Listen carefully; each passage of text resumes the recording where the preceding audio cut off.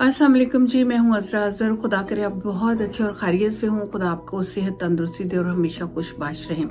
आज मैं आपके लिए जो टॉपिक लेकर आई हूँ वो टॉपिक है स्पॉन्सर वीज़ा इन कनाडा। आप कनाडा में किस तरह से अपने लाइफ पार्टनर को स्पॉन्सर्स कर सकते हैं या कॉमन लॉ पार्टनर जिसके साथ कम से कम आपका 1 साल का ताल्लुक हो और आप उसके साथ एज ए दोस्त साथ में रह रहे हों, लेकिन आपका रिश्ता सेम उसी तरह से है जैसे आप हस्बैंड वाइफ की तरह साथ में रहते हो। आप उन्हें स्पॉन्सर्स कर सकते हैं। आपको 18 साल का होना चाहिए। आप कनाडा में पीआर या सिटीजनशिप के साथ रह रहे हों और आप अपनी बीवी या अपने हस्बैंड को स्पॉन्सर्स करने के लिए एलिजिबल होंगे। अगर आपका कोई क्रिमिनल रैकेट नहीं है, आप पीआर हैं, सिटीजन हैं, आप यहाँ पे जॉब कर रहे हैं, आप स्टेबल हैं अपने पार्टनर को स्पॉन्सर्स करने के लिए, तो बिल्कुल जनाब आप उनको स्पॉन्सर्स कर सकते हैं। आपका किसी किस्म का कोई क्रिमिनल रैकेट नहीं होना चाहिए, पुलिस को मतलूब नहीं होने चाहिए, आपके ऊपर कोई चार्जशीट नहीं लगी होनी चाहिए। ये ज़रूर देखी जाती है। और इसके साथ साथ आप खुद कफील हों, आप जॉब कर रहे हों, आपके पास इनफ मनी हो और आपके पास रहाइश के लिए उसके ऐसी रेजिडेंसी होनी चाहिए जहाँ आप आराम से उसके साथ रह सकते हों। अगर आप किसी को स्पॉन्सर्स करना चाहते हैं, वो कनाडा में है, इनलैंड है, आपके पास विजिट करने के लिए आया है और आप उसको स्पॉन्सर करना चाहते हैं, तो बिल्कुल आप कर सकते हैं। लेकिन उसको जितनी देर में आपकी एप्लीकेशन चल रही है वो लीगल होना चाहिए। पहले तो 6 महीने की विजिट वीज़ा पे एंट्री मिलती है कनाडा में, वो आपके पास आ जाते हैं। अब आपने उनको इंग्लैंड पे स्पॉन्सर्स कर दिया है। ये आपकी एप्लीकेशन जो है 8 से 12 महीने के अंदर चलती है। अगर यूएसए से आपका स्पाउस आया हुआ है आपके पास रहने के लिए, तो 8 से 12 महीने लगती है। उससे ज़्यादा टाइम भी लग सकता है क्योंकि आजकल कोविड है और कोविड की वजह से टाइम बहुत ज़्यादा ले रहे हैं। अच्छा, आप उनको स्पॉन्सर्स करने के लिए गवर्नमेंट से आप उनके लिए कोई ऑफ़र नहीं लेंगे, ये गारंटी देनी होती है। आप 3 साल तक उसके जिम्मेदार हैं। 3 साल तक वो गवर्नमेंट से किसी किस्म की कोई इनकम की सूरत में फैसिलिटी नहीं ले सकता। आप टोटल उसके जिम्मेदार हैं। कनाडा में आप उनको स्पॉन्सर्स कर रहे हैं, 6 महीने की आपकी एंट्री है। आप उसकी एंट्री को एप्लीकेशन दे सकते हैं एक्सटेंड करवाने के लिए, या कनाडा में रहते हुए आप उसके लिए ओपन वर्क परमिट की एप्लीकेशन दीजिए। वो आपकी एप्लीकेशन एक्सेप्ट होती है, वो यहाँ पे वो काम करना स्टार्ट कर दे। आपने उन्हें स्पॉन्सर्स कर दिया है, ठीक है। आपको उसके लिए जो डॉक्यूमेंट्स चाहिए उसमें आपका निकाह नामा होना चाहिए और इसके साथ साथ आपके जितने भी लीगल डॉक्यूमेंट्स हैं वो आप लगाएंगे। अपना पासपोर्ट, उसका पासपोर्ट होगा, आपके आईडी कार्ड की कॉपी, ड्राइविंग लाइसेंस की कॉपी, ये सारी चीज़ें आपने आईडी के तौर पर देनी होती हैं। और उनके पाकिस्तान के सारे डॉक्यूमेंट्स, आप अपनी बैंक स्टेटमेंट साथ लगाएंगे। इन डॉक्यूमेंट्स को लगाते हुए अगर आप मैरिड हैं और आपके साथ बच्चे भी हैं और आपका स्पाउस अभी आपके साथ आकर रह रहा है, तो आपने अपने बच्चों के भी तमाम डॉक्यूमेंट्स, बर्थ सर्टिफिकेट, स्कूल के सर्टिफिकेट, ये सारे लगाने होते हैं। साथ में आपने पुलिस रिपोर्ट लगानी है कि आपका कोई क्रिमिनल रैकेट नहीं चल रहा है यहाँ पे। और अगर वो इनलैंड नहीं है, किसी और कंट्री में रहते हैं, तो आप उनके सारे वहाँ के जो भी लीगल डॉक्यूमेंट्स होंगे, पासपोर्ट, आईडी कार्ड, उनका जॉब लेटर, उनकी बैंक स्टेटमेंट, वो जहाँ पे बिजनेस करते हैं वो लेटर्स, वो सारे आपने लगाने होते हैं, निकाहनामा, पिक्चर्स वगैरह।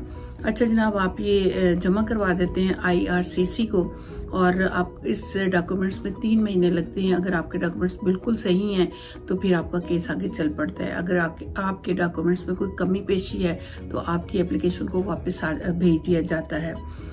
और इसमें पुलिस रिकॉर्ड का मैं इसलिए कह रही हूँ, आपको अपना और अपने पार्टनर का पुलिस रिपोर्ट लगाना होता है क्योंकि कहीं पे भी किसी किस्म की उस पर कोई क्रिमिनल चार्जेस नहीं लगे होने चाहिए। इनलैंड अगर आप रह रहे हैं तो आपने अगर दरख्वास्त अपनी भेजी है तो मिसिस सागा में ये आपकी दरख्वास्त जाती है CPC मिसिस सागा में।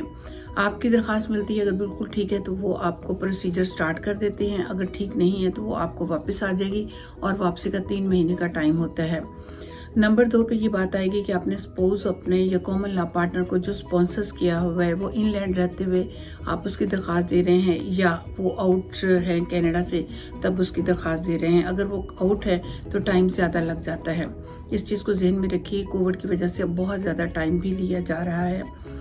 जब आप दरख्वास्त भेजते हैं तो आपका कनाडा में लीगल स्टेटस होना चाहिए, जिसमें आप पीआर हों या आप सिटीजनशिप पे हों, तो आप तब स्पॉन्सर्स कर सकते हैं। आप वर्क परमिट पे आए हैं या विजिट वीजे पे आए हुए हैं तो आप अपने स्पॉन्सर्स को नहीं बुला सकते। वर्क परमिट पे आपका स्पाउस आपके साथ आ सकता है, रह सकता है, लेकिन आप उसे स्पॉन्सर्स नहीं कर सकेंगे। अच्छा जनाब, उसके बाद आगे चलेंगे। अगर आपकी दरख्वास्त मंजूर नहीं होती है तो इनलैंड आप उसकी अपील नहीं कर सकते। फिर आपके पार्टनर को वापस अपने मुल्क जाना होगा और अपनी एप्लीकेशन को आप दोबारा देंगे। आपकी दरख्वास्त मंजूर हो जाती है तो फिर तकरीबन कुछ अरसे के बाद, कोई 5-6 महीने या 9 महीने के बाद आपको 1 साल के अंदर अंदर इंटरव्यू कॉल आती है। आप और आपका पार्टनर इमिग्रेशन के ऑफिस में जाते हैं, आपको अलग-अलग बिठाकर इंटरव्यू किया जाता है और आपसे और आपके स्पाउस से तकरीबन सेम क्वेश्चंस पूछे जाते हैं, लेकिन अलग-अलग बिठा के, और फिर उसको आपस में मैच किया जाता है। अगर आपके दोनों के क्वेश्चंस मैच हो जाते हैं, वजह ये होती है ये इंटरव्यू करने की कि उनको पता हो कि आप वाकई ही लीगल पार्टनर हैं और रियल पार्टनर हैं। ऐसा तो नहीं कि कोई आप धोखा या फ्रॉड इमिग्रेशन के साथ कर रहे हों, या कई लोग ऐसे होते हैं जो अपने आप को ये शो करते हैं कि हम हस्बैंड वाइफ हैं, लेकिन वो धोखा दे रहे होते हैं पैसे लेकर। कई दफ़ा इस तरह के स्टेटस को चलाया जाता है। क्वेश्चन क्या पूछे जाते हैं, बड़े छोटे छोटे क्वेश्चन। कल आपने क्या खाया था, कल किसने खाना बनाया था, कल खाने में क्या बना था, आपका पार्टनर किस किस्म का टूथब्रश इस्तेमाल करता है, उसके टूथब्रश का कलर कैसा है, आप किस तरफ सोते हैं बेड के, आप रूम में आपका बेड किस तरफ से है, कल सुबह कितने बजे आप लोग उठे थे, अगर बच्चे हैं तो उनके बारे में डिफरेंट इस तरह के अचानक से क्वेश्चन किए जाते हैं। अगर आप रियल हस्बैंड वाइफ हैं और एक ही जगह पे एक ही घर में रह रहे हैं तो आपके पार्टनर को सब पता होता है, वरना जो फ्रॉड करने वाले होते हैं वो बहुत सारे फ्रॉड को सामने ले आते हैं। अच्छा जनाब, कुछ छोटे छोटे क्वेश्चंस होते हैं और उसमें वो जज करते हैं कि आप रियल में पार्टनर हैं। सपोज वाली बात है कि कल स्कूल बच्चे जाते हैं, जी जाते हैं, किस स्कूल में जाते हैं, इस स्कूल में जाते हैं, कौन बच्चों को छोड़ के आता है, कितने बजे बच्चे जाते हैं, कितने बजे आते हैं, और कल उन्होंने क्या खाया था, कल सुबह कौन पहले उठा था। इस तरह के ऐसे क्वेश्चन होते हैं कि इंसान हैरान हो जाता है कि ये भी इंटरव्यू में पूछा जाएगा। और कुछ बहुत सारा जॉब के पॉइंट ऑफ व्यू से पूछ लिया जाता है कि आपकी शादी कब हुई थी, आपको गिफ्ट कौन सा मिला था, हनीमून करने कहाँ पे गए थे, शादी के टाइम पे आपके मिसेस ने कैसा जोड़ा पहना हुआ था या दूल्हे ने कैसा पहना था, या कोई ख़ास ओकेजन वो बताइएगा। और जॉब के पॉइंट ऑफ व्यू से कि जॉब पे कितने बजे जाते हैं, कितने बजे आते हैं, शावर कब आपका स्पाउस जो है वो शावर कब लेता है, लास्ट टाइम पे उसने कब शावर लिया था। इस तरह के क्वेश्चंस पूछे जाते हैं जो कि इंसान हैरान हो जाता है। अच्छा जनाब, चलिए, ये आपका इंटरव्यू हो जाता है। इंटरव्यू अगर आपका कामयाब हो गया, आप इंटरव्यू में बिल्कुल सिलेक्ट हो गए, तो फिर आपको मेडिकल के लिए कहा जाता है। आपको सपोज मेडिकल करवा के अपनी एप्लीकेशंस को वहाँ पे भेजता है और फिर उसके बाद आपका केस एक्सेप्ट हो जाता है। घर में आपको ईमेल आ जाती है कि आपका केस एक्सेप्ट हो चुका है, और फिर कुछ टाइम के बाद बाय डाक, आजकल चूँकि कोविड-19 के हवाले से बाय डाक आपको घर में लेटर आता है जिसमें पीआर आ जाता है, पीआर मिलता है, और उसके बाद फिर आप कनाडा के जितने भी लीगल डॉक्यूमेंट्स हैं उसको अप्लाई करते हैं। मेडिकल कार्ड हो गया और बाकी और चीज़ें हैं, यहाँ पे जो भी आपको उसकी फैसिलिटी मिलनी है तमाम के लिए आप एलिजिबल हो जाते हो। तो इस तरह से आप पीआर के लिए एलिजिबल हो। अच्छा, जिस दिन आपको पीआर के लिए ईमेल आती है उसके 1095 दिन के बाद आप सिटीजनशिप के लिए अप्लाई करने के एलिजिबल होते हो। ठीक है, तो फिर बहुत ही मुबारक हो आपको कि आप अपने स्पाउस को स्पॉन्सर्स कीजिए। अल्लाह करे आपकी दरख्वास्त कामयाब हो जाए और आप अपनी दरख्वास्त को एक्सेप्ट करवा लें, लेकिन कहीं पे भी कोई फेक डॉक्यूमेंट्स ना लगवाइएगा, क्योंकि फेक डॉक्यूमेंट्स जो होते हैं वो हमेशा आपकी एप्लीकेशंस को रिजेक्ट करने का सबब बनाते हैं। अपने तमाम डॉक्यूमेंट्स जो हैं वो लीगल लगाइएगा, सही लगाइएगा, सोच समझ के फाइल को रेडी कीजिएगा और अच्छी तरह से बार बार चेक कीजिएगा कि कोई ऐसी चीज़ तो नहीं रह गई जिसमें हमने कोई गलती कर दी हो कि कहीं भी हमारी एप्लीकेशन रिजेक्ट ना हो जाए। अगर आपकी एक दफ़ा रिजेक्ट हो जाती है तो फिर बहुत लंबा अरसा लग जाता है दोबारा से आपको एप्लीकेशन दे के उसको चला के करते कराते बहुत टाइम लग जाता है।